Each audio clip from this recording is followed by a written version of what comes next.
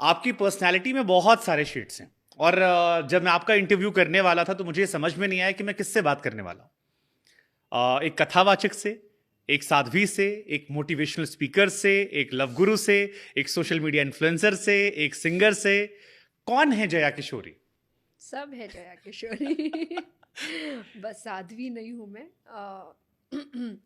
पर मैं एक ऐसा व्यक्ति जो अच्छी बातें, भगवान की बातें, इन विच एवर फॉर्म, भजन के फॉर्म में, बातों के फॉर्म में, मोटिवेशनल टॉक्स के फॉर्म में, मेरा काम है ये बात आप तक पहुंचाना। उसके लिए आप मुझे कोई भी रास्ता देंगे तो स्पिरिचुअल सेशंस है, कथा है, मोटिवेशनल सेशंस है, भजन्स है, एंड उसके बाद आप और भी मुझे नया बता सकते हैं जो मैंने अभी तक नहीं किया होगा। But And I will, purpose एक ही है। उस पर्पस को जो भी वैल्यू ऐड हो सकता करेगा, है कल को एक्ट्रेस जया किशोरी भी आ जाए। पर्पस ऐड नहीं करेगा ना, कैसे करेगा यू बताइए? नेवर नो, शायद एक अच्छा मैसेज वहां से भी चला जाए। कैसे जाएगा? वो मैसेज तो मैं बात करके, करियर और भजन के थ्रू एक्टिंग भी हो ही जाती है आपकी See? Indirectly.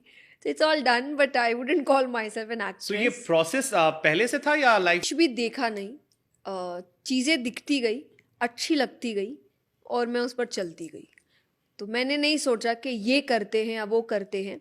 So I think after a certain point of time मुझे रियलाइज़ हुआ कि अच्छा, इसके लिए आई एम डूइंग एवरीथिंग, तो ये मेरा पर्पस है। तो मैंने जब भजन गाना शुरू किया तब ऑब्वियसली 6 साल की बच्ची को नहीं था कि मुझे भगवान का नाम दुनिया में लेकर जाना है। ऑब्वियसली कोई नहीं सोचता। उस वक्त मुझे अच्छा लग रहा था। So I think when I was 15 और 16 आई रियलाइज्ड नो, ये कुछ अब मुझे समझ आ रहा है कि मुझे कुछ करना अच्छा लग रहा है और इसका होल सोल रीजन इज भगवान। तो उससे रिलेटेड अब जो भी चीज़ें होंगी आई विल डू दैट। मतलब भगवान सेंटर है, उसके इर्द गिर्द सारी जी, चीजें बुनती जाएंगी आप। बिल्कुल भगवान को नहीं छोड़ेंगी। बिल्कुल नहीं। आपका ओरिजिनल नाम जया किशोरी नहीं, जया शर्मा। जया शर्मा है, तो फिर जया किशोरी के नाम से आगे बढ़े। ये मेरे आसपास कोई भी ऐसा नहीं था जो इस फील्ड में है, जो हमें बता सके कि ऐसा होता है वैसा होता है। सो हमारे लिए तो स्टार्टिंग में बहुत ही नया था, स्पेशली कथा, कि कैसे, इसलिए मेरी पहली कथा में मैंने किसी से नहीं सीखा। मैं, मेरे पापा, हम ही किताबें ला रहे हैं, हम ही सीख रहे हैं। बस एक है जिनकी वजह से मुझे ये चीज़ अच्छी लगी थी, स्वामी राम सुखदास जी, उनकी कथा सुनी थी, उसी को सुन रहे हैं हम, और उनसे हम किताबें ढूंढ ढूंढ के ला रहे हैं और हम खुद पढ़ रहे हैं। पर श्रीमद् भागवत के समय आपको पता चल गया, तब जाके मैंने श्रीमद् भागवत गुरुजी से सीखा था। पर उससे पहले तो पता ही नहीं था होता क्या है, करना क्या पड़ता है। अगर आपको कथा करनी है, कि मेरी इच्छा हुई मुझे करनी है, कि आप जो सुन रहे हो मुझे अच्छा लग रहा है पापा, तो मुझे करना है। कैसे करना है, किस तरीके से करना है, 1.5 साल हमें लग गया इस चीज़ों को समझने में, प्रिपेयर करने में। तब जाकर हमने इसकी शुरुआत करी। So nothing was planned. आपका घर, फादर बिजनेसमैन थे? नहीं, जॉब करते थे, जॉब करते थे फाइनेंस। हाँ। अगर आप कथाकार बन रहे थे, आपको कई चीज़ें और समझनी पड़ती है और वो इतनी जल्दी नहीं समझ आ सकती अगर आप ऐसे माहौल में नहीं है। तो वो सब हमें नहीं पता था, वो हमें समझना पड़ा, क्योंकि मेरे घर में ऐसा कोई नहीं है। मेरे पापा, मेरे ताऊ जी, मेरे यही हैरान कजिन सब करता है। सीए, एमबीए, फाइनेंस में है। मेरे पापा खुद कॉमर्स स्टूडेंट थे, तो हमें तो पता ही नहीं था। लेकिन बस यही है कि उन्होंने साथ दिया मेरा। उन्होंने ये नहीं बोला मुझे कि हमें तो पता नहीं कैसे करते हैं। उन्होंने बोला ठीक है, मन है तो देखते हैं, पता करते हैं लोगों से मतलब घर में कैसे आपकी करते चलती हैं। है।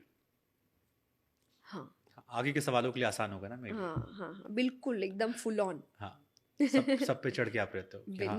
नहीं, बट मेन क्या है ना कि मेरा कनेक्शन सबसे ऐसा है। मैं हमेशा कहती हूँ कि आई एम वेरी लविंग। मेरे कजन्स भी है, वो सब मुझसे बहुत प्यार करते हैं। सो मैं प्लेफुल नहीं हूँ परिवार के अंदर हाँ जी, मेरे मासी के बच्चे हैं, बुआ के बच्चे हैं, सब कजन्स हैं। मैं प्लेफुल नहीं हूँ, मतलब खेलने मत आओ मेरे पास, खेल कूद नहीं होता मुझसे कि भागा दौड़ी करना है जया दीदी, नहीं नहीं, वो चेतना मेरी बहन है, वो ऐसी है। पर आपको प्यार चाहिए, आपको सपोर्ट चाहिए, आपको चाहिए कोई आपको सुने, कोई आपकी बातों को समझे, आप मेरे पास बहुत है, मेरे पास। तो फिर आप इरिटेट क्यों होते हैं? लोग आपसे पूछते हैं कि आपकी लाइफ में कोई है कि नहीं है।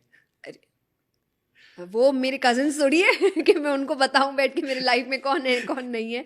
आपका मेरा कोई लेना देना नहीं, आप कुछ जानते नहीं मेरे बारे में। मतलब आप लिटरली, लोगों ने, मैंने आपको लेकर एक पोस्ट डाली थी और उसमें बिल्कुल परेशान करके रख दिया एक साइड सवाल। तो आई एम श्योर कि आप तो इसे हर जगह फेस करते होगे। और आई थिंक ये हर लड़की की दिक्कत है कि लड़कियों को एक एज के बाद लोग पता नहीं क्यों चाहते हैं कि लड़कों को भी शादी करते हैं कर दो। ऐसा नहीं, लड़कों को भी करते हैं। पर बहुत कम, मुझे तो बहुत लड़के कम ही जो ये शिकायत करते हैं कि हमें शादी के लिए परेशान किया जा रहा है।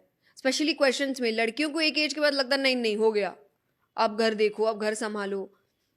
और यहाँ शादी के लिए कोई ये नहीं है कि उनको बहुत खुशी है कि मेरी शादी होगी, उनको है कि बहुत हो गया, आप करो। तो ये उनका माइंडसेट है। It's not that they want me कि अरे शादी हो तो और खुशियां आए, ऐसा कुछ नहीं। उनको लग रहा है नहीं बहुत हो गया, अब इतने टाइम तक लड़की सिंगल क्यों है, ये थॉट प्रोसेस है। तो वो आप जब मिलते हो आप समझते हो, लड़कियां देख रही होगी उनको पता होगा कि आप कितना भी काम कर लीजिए, आपको कंप्लीट नहीं माना जाता जब तक आपकी तो शादी चलो, नहीं मैं हो पर्टिकुलर जाती है। आप पे नहीं आता हूं, ये मैं जनरल एक सवाल पूछता हूं कि सनातन परंपरा में आमतौर पर यह मानते हैं कि एक वैवाहिक जीवन लाइफ का बहुत इंपॉर्टेंट पार्ट होता है। So for you what is marriage? शादी क्या है? साथ है, हाँ। किसी एक व्यक्ति का साथ जो अंत समय तक आप सोच रहे हैं रहेगा। क्योंकि जब आप शादी करते हैं तो आप यही सोच के करते हैं कि रिलेशनशिप में फॉरएवर बातें हैं, आपको पता नहीं है फॉरएवर होगा कि नहीं। पर जब हाँ। व्यक्ति जब शादी सोचता है तो फॉरएवर ही करता है कि हाँ भाई, सोचता तो यही है। सोचता तो यही है कि आप इसीलिए एक रिश्ते में लीगली बंध रहे हैं। उससे पहले आप लीगली नहीं इमोशनली बंधे हैं, पर लीगली अगर आप बंध रहे हैं तो आप कम से कम काफी % तक आपकी हामी है कि हाँ चलो लाइफ टाइम रहेंगे। उसमें नहीं रहने के बहुत रीजंस हो सकते हैं कि दिक्कतें आ गई, या कई बार जरूरी नहीं लाइफ टाइम तक दोनों रहेंगे, कोई एक जल्दी भी जा सकता है, ये सब भी रहता है। पर एक साथ कि अब ये मेरा परिवार है, और भगवान ने इतने सुंदर तरीके से ये कहते हैं ना कि समय बांधा है कि इस परिवार को छूटने से पहले आपका दूसरा परिवार तैयार कर देते हैं वो, कि व्यक्ति कभी अकेला रही ना। यहाँ माँ बाप रहते हैं पर एक टाइम बाद वो जाएंगे, पर उनसे पहले वो दूसरा परिवार तैयार कि उनके जाने का आपको इतना गम ना हो, क्योंकि आपका दूसरा परिवार भी तैयार है। तो वो एक साथ मैं कहूँगी बहुत ज़रूरी होता है एक व्यक्ति के लिए, पर वो तभी है जब आप उसको संभालने काबिल है। ओके।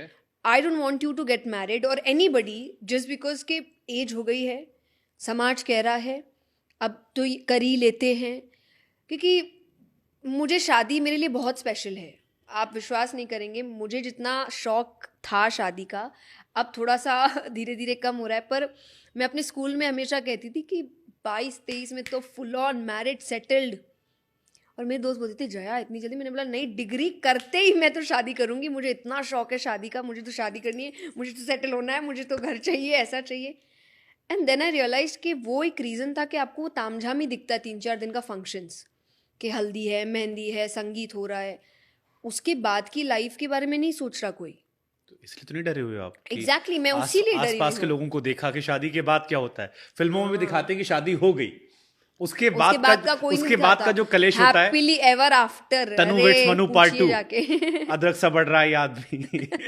इसने नहीं ये कहा सच है, क्योंकि इट्स वेरी टफ है ना, बहुत टफ होता है ये, कोई बहुत हैप्पीली एवर आफ्टर नहीं होता, बहुत एफर्ट्स देने पड़ते हैं, बहुत चीज़ें संभालनी पड़ती है। और मुझे ऐसा लगता है शादी के बाद ना वो प्यार तो एक बैकसीट ले लेता है, उसके बाद आप दोनों लाइफ को एक साथ कैसे लेकर चल रहे हो वो बहुत मायने रखता है। और उसमें आपकी मैच्योरिटी लेवल, आपका ग्रोथ, आपकी जिम्मेदारियाँ, आपका व्यवहार कैसा है, आपकी सोच कैसी है, ये चीज़ें प्यार को आगे बढ़ाती है। उससे पहले तो देखिए सिर्फ अट्रैक्शन होता है कि अच्छी लाइफ है, मज़ा आ रहा है, जवानी है, दिस एंड दैट, बट शादी के बाद वो चीज़ें बहुत कम रह जाती है।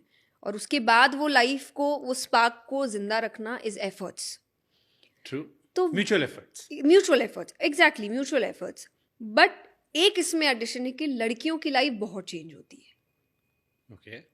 बहुत ज़्यादा चेंज होती है। एक तो आपका पूरा एनवायरनमेंट चेंज होता है, आप घर बार छोड़ के जा रहे हो, आप किसी एकदम नए घर में, भले आप एक व्यक्ति को उसमें जानते हो, लव मैरिज हो तो आप एक व्यक्ति को बहुत अच्छे से जानते हो, अरेंज मैरिज हो एक व्यक्ति को थोड़ा जानते हो, बाकी आप किसी को नहीं जानते, आप उसके घर को नहीं जानते, आप उसके घर के, सबके अपने नियम है, आप उनके नियमों को नहीं जानते, आपके लिए एक नई दुनिया है वो। तो ये एक बहुत बड़ा चेंज होता है। दूसरा, जब आप एक ऐसी औरत है जो बहुत एम्बिशियस है, जो अपनी ज़िंदगी में एक बहुत अच्छा मुकाम हासिल कर चुकी है, उसको कॉम्प्रोमाइज़ करना उसके लिए बहुत बड़ी डील होती है। जो उसको पता है उसको करना पड़ेगा। अभी दुनिया इतनी आगे नहीं बढ़ी है, और अगर बढ़ी भी है तो वो बहुत एक्सेप्शंस होंगे जो मिलना बहुत मुश्किल है कि आपको वो चीज़ हो। तो वो डर ने मुझे अभी बहुत अब मेरे मन में पीछे 3-4 सवाल आ गए, खींच के कुछ अपने रखे आप हैं। को लेकर, कुछ एक सी मेरे आंसर्स इतने गुरूर अच्छे होते हैं ना, सबके क्वेश्चंस अपने आप दिमाग में आते हैं। अपनी आपकी बात से सवाल आया।